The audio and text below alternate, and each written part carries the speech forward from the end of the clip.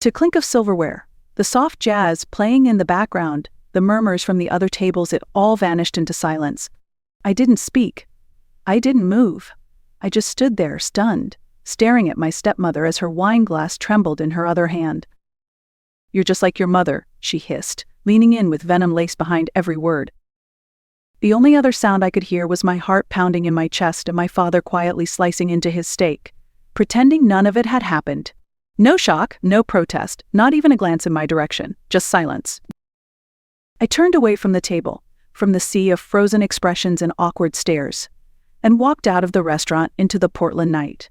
No one followed. I didn't cry in the car. I didn't call a friend. I didn't scream or throw things or demand justice.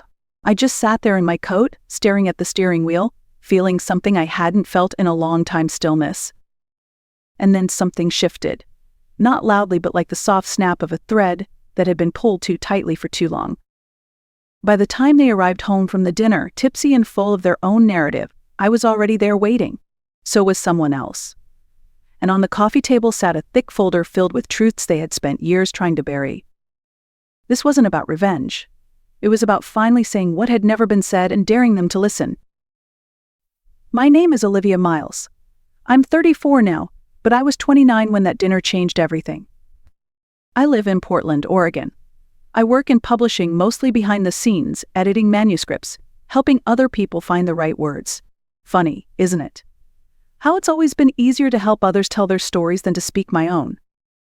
I don't talk to my family much. That's not bitterness, it's survival. I keep a polite distance. Birthday texts, the occasional forwarded article from my father with no message, just a headline he thought I'd find interesting. It's been this way for years, and for the most part, I'm fine with it. I didn't go home often. In fact, before that night, I hadn't been back in over a year. It wasn't really home anymore, not since my mother passed away and everything changed. She died when I was 16, ovarian cancer. It was long, painful, and unforgiving. My dad, Robert, was a shell of himself after that. At the time, I told myself to be understanding that he was grieving, that people cope differently. I told myself that for years. But what I could never fully understand was how quickly he brought someone else into our lives. Her name was Vanessa.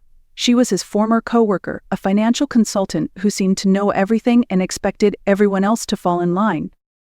She moved into our home less than a year after my mom died. She brought structure, order, control, and she brought her daughter, Haley.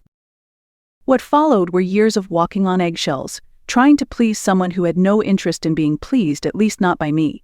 And when my father stood by silent and compliant, I knew I was on my own. So I left. I built a life. I worked. I paid my own way, and I stayed far enough away to avoid getting pulled back in. Until that dinner invitation arrived, and against every instinct I had, I said yes. To understand what happened that night, you have to understand what led up to it. When my mother died, everything in our house changed, not just because she was gone, but because someone else stepped in so quickly, so seamlessly. It was like she'd been waiting in the wings the whole time. Vanessa was polished, calm, the type of woman who always knew exactly where to place the salad fork and how to make a child feel like they were being difficult for having an opinion. At first, it was little things. She reorganized the kitchen, repainted the walls, donated half of my mom's belongings without asking. I was still 16, still reeling from the loss, but no one seemed to care. Reef had a schedule in our house, and I was behind. Then she started deciding bigger things: what I should wear, how I should behave in public, which colleges I should apply to. She said I needed structure. What I needed was space to breathe. But in Vanessa's world, control was love, and resistance was disrespect. She told my father I was being moody, dramatic, that my grief was unhealthy, that I needed therapy, and not the gentle kind, but fix her therapy. He believed her. Not because she was right, but because it was easier than facing his own guilt, easier than challenging the only person who seemed capable of holding his life together after Mom. Vanessa had a daughter, Haley. She was 5 years younger than me, soft-spoken, eager to please. She called Vanessa Mom and got dessert seconds. I was the outsider, the reminder, the problem child. We were never close. How could we be? We were pitted against each other from day one. Everything I said was scrutinized, everything Haley said was praised. I learned to keep quiet, to shrink myself. And my father, he let it happen. I used to tell myself he was grieving, that he was lost. But as the years passed, that excuse wore thin. The worst part?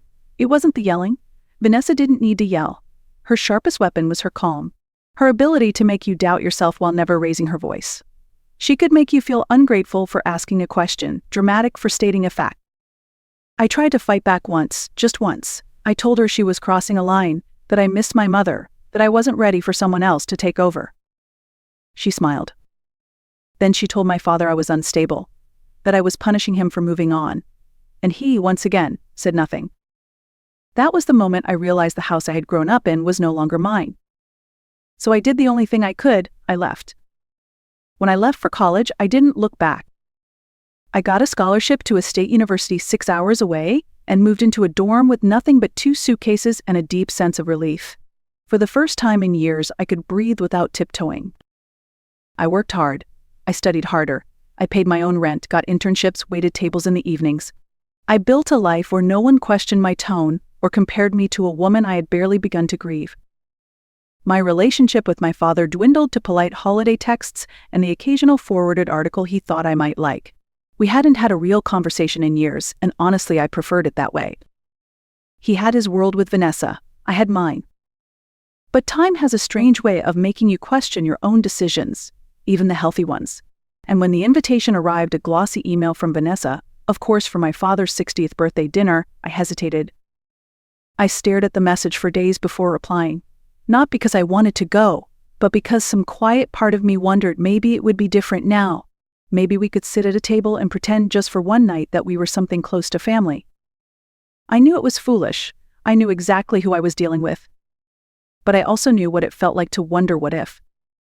So I booked a flight, reserved a small Airbnb downtown, bought a simple navy dress and a decent bottle of wine. Not for them. For myself, for the version of me that wanted to believe in second chances. Spoiler, that version of me didn't make it past the main course. The restaurant was one of those trendy downtown spots with Edison bulbs hanging from the ceiling and moss growing in picture frames on the walls. Everything about it screamed curated warmth, the kind of place where people pretend things are fine even when they aren't. I arrived 10 minutes early.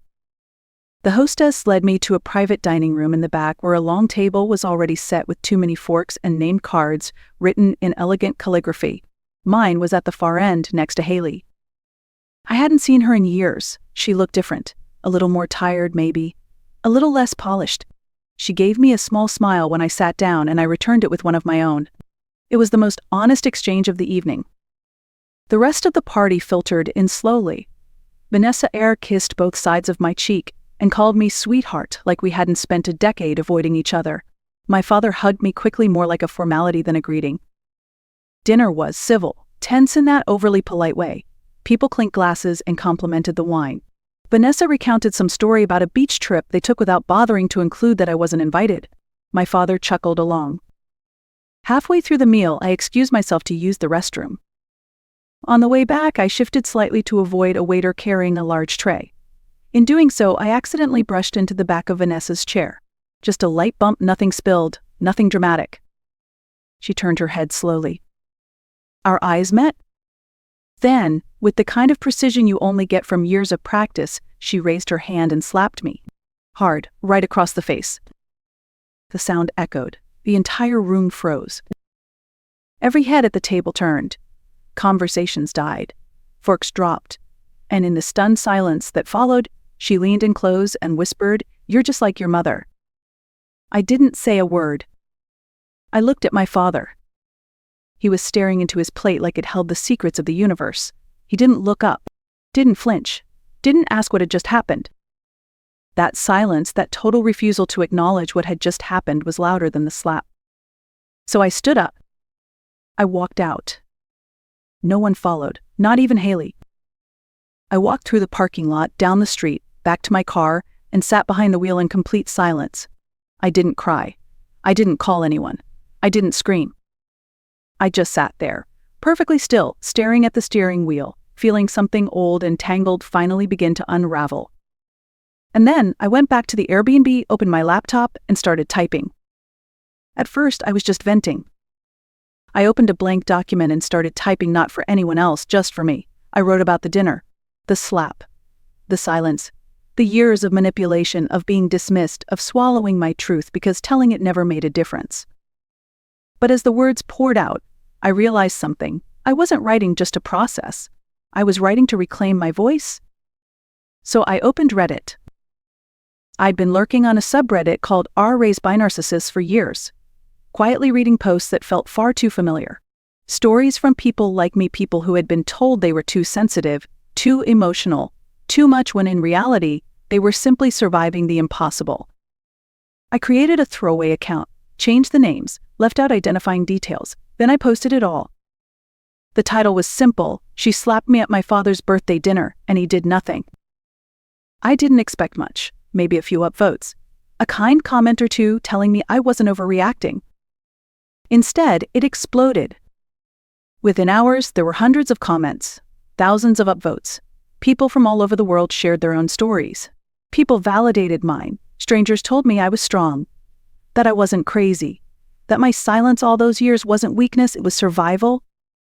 And then came the message. Just a few words, no profile picture, no flair. Olivia, I know it's you. I read your post. I believe everything. Can we talk? It was from Haley. For a second, I couldn't breathe. I stared at the screen, heart pounding. Then I typed back. Tell me when and where. We met the next morning at a small cafe near Powell's Books. I'd been bracing for awkwardness, for deflection, but Haley showed up in an oversized hoodie and no makeup. She looked like she hadn't slept. And when she sat down across from me, she didn't waste time. I saw everything that night, she said. And I think it's time we stop pretending she didn't show us who she really is. And just like that, the girl who had once been my rival became my ally. We sat in that cafe for over 2 hours. It wasn't small talk. It wasn't polite catch-up. It was raw, uncomfortable honesty, the kind that only happens when two people realize they've been living versions of the same story. I used to think you hated me, Haley said, stirring her cold coffee. But now I realize you were surviving, just like I was. I didn't know how to respond at first. For years, I'd viewed her as the favorite, the chosen one, the girl who got hugs while I got lectures. But the more she spoke, the more I saw at the cracks in her story, the fear she'd been too afraid to name. She always made me feel like I was the reason she was stressed, Haley said. Like if I could just be perfect, things would stay calm. But they never did they? I shook my head. Vanessa's control wasn't just about discipline. It was about manipulation. She needed to be the center of everything, and the rest of us were cast accordingly. I was the rebel. Haley was the good one. My father was the quiet background character who rarely challenged the script. Until that dinner. Something about the way Vanessa slapped me publicly, without shame, had shaken something in Haley too. She showed everyone who she really is that night, she said quietly. I think I always knew, deep down. But seeing it, I couldn't unsee it. That was when we made a decision. It wasn't about revenge. It wasn't even about making her pay. It was about the truth. We went back through old messages, emails, screenshots. I still had the Dropbox folder I'd kept for years filled with photos, notes, even a letter I'd found from my mother after the funeral. Haley contributed what she had, including a text from Vanessa that made my stomach turn. We printed everything. And when my father and Vanessa returned home later that night, laughing, tipsy, unaware, they didn't expect to find us sitting calmly in the living room, or the thick folder waiting for them on the coffee table. This time, we weren't going to be quiet. They walked through the front door laughing. Vanessa was mid-sentence, probably embellishing some version of the dinner where I'd stormed off for no reason. My father followed a few steps behind, distracted, maybe a little drunk. But when they saw us, Haley and me, seated in the living room, with a thick folder open on the coffee table, the laughter stopped. The air in the room shifted. Olivia, my father said, his hand still on the doorknob. Vanessa froze. She didn't need to ask what the folder was. She knew. You could see it in the way her eyes scanned the room, the way her posture stiffened. She was calculating, not scared, just assessing. What is this? My father asked, walking slowly toward the table. Haley stood beside me. She wasn't shaking, but I could see the tension in her jaw. You need to read it, she said. He sat down slowly and picked up the first page. It was a printed copy of the Reddit post. names redacted. But the truth was all there: the slap, the history, the silence. He read in silence. His face shifted from confusion to something like recognition, then to a pale, sickly gray. Vanessa crossed her arms. "This is absurd," she snapped. "She's always been like this, dramatic, vindictive, obsessed with dragging me through the mud." I didn't respond. Haley reached over and flipped to the next page. A screenshot of a text Vanessa had sent her 2 years ago. "Your sister will always be a problem until your father sees her for what she is, an ungrateful version of her dying mother." My father read it twice. His hands tightened on the paper. Vanessa flinched. "That was taken out of context," she said quickly. "It was a joke. A bad one." "Do I look like I'm laughing?" Haley said, her voice flat and cold. The next pages were older. Letters from my mother. Notes she had hidden in a jewelry box I found after the funeral. In one, she wrote about Vanessa, how quickly their friendship with my father had grown too personal, how she felt something was wrong, how she was afraid for me. My father said nothing. He just sat there, eyes locked on the paper, face hollow. Vanessa tried again. "She's poisoning you," she said, pointing at me. "She's always resented me. She came back for your birthday just to pull this stunt." Haley cut in. "She didn't slap herself, Vanessa." That hit harder than anything I could have said. And then Vanessa turned on her daughter. "You're just siding with her because you've always been jealous. I've seen how cold you've been lately." I watched the switch happen from defensive to offensive, the manipulation she'd used on us for years. But Haley didn't flinch. "That night was the first time I saw who you really are. And you didn't even try to hide it." My father stood up. Slowly, his voice was soft but sharp. "You told me Olivia was exaggerating, that she was difficult, that she left because she couldn't handle things." He paused. Then added, "But she left because of you." Vanessa's face twisted. "She left because she couldn't stand not being the center of your world." No one said a word. She picked up her purse. "This is pathetic," she said. "I'm done here." She slammed the door behind her. And for the first time in a very long time, the house was quiet in a different way. The silence that followed wasn't peaceful. It was the kind of silence that buzzes in your ears, where even the sound of the refrigerator humming in the kitchen feels deafening. My father sat down slowly, his hands folded between his knees, staring at the floor like it had answers he couldn't find. He looked older in that moment, not just tired, worn down, like the years he'd spent avoiding the truth had finally caught up to him in one crushing wave. "I didn't know she said that to you," he murmured to Haley. "She said worse," Haley replied quietly. "I didn't keep it all." He turned to me next. His eyes were red, not with tears but something heavier: recognition, maybe. Regret. "You kept all of this to yourself for how long?" he asked. I shrugged. I stopped counting. He exhaled sharply, as if the weight of it had just landed. "I thought I was protecting us," he said, "by keeping the peace." "You weren't," I said gently. "You were protecting the problem." He didn't argue, just nodded slowly, still not meeting my eyes. It would have been easy in that moment to lash out, to say "I told you so," to unload all the anger I'd been carrying for years. But I didn't, because what I saw sitting across from me wasn't a villain. It was a man who had been asleep for too long, and was only just waking up to the damage he allowed, to the daughters he abandoned. What surprised me most wasn't him. It was Haley. She didn't leave after Vanessa slammed the door. She stayed. She curled up on the armchair across from Dad, like she used to when she was a kid. I sat across from them, watching this strange moment unfold. 3 people who had pretended to be a family for years now sitting in a room, no longer pretending. "I don't know how to fix any of this," he finally said. "You don't," I replied. "That's not how it works. But maybe, just maybe, telling the truth was a place to start." That night, I didn't go back to my Airbnb. Haley offered me her guest room, and for the first time in years, I accepted something from her without hesitation. Her apartment was modest, a small space in a quiet neighborhood, warm in a way our childhood home never was. Framed postcards covered the walls. A knitted blanket rested on the couch. The air smelled like vanilla and old books. It felt lived in, safe. We stayed up until almost 2 a.m., lying on the couch, wrapped in separate blankets, but tangled in the same memories. "She always made me feel like I was the reason she was stressed," Haley said, staring at the ceiling. Even when I was a kid, I thought I was messing everything up. I nodded. She did that to all of us, especially Dad. Do you think he really didn't see it? She asked. I thought for a long moment before answering. I think he chose not to.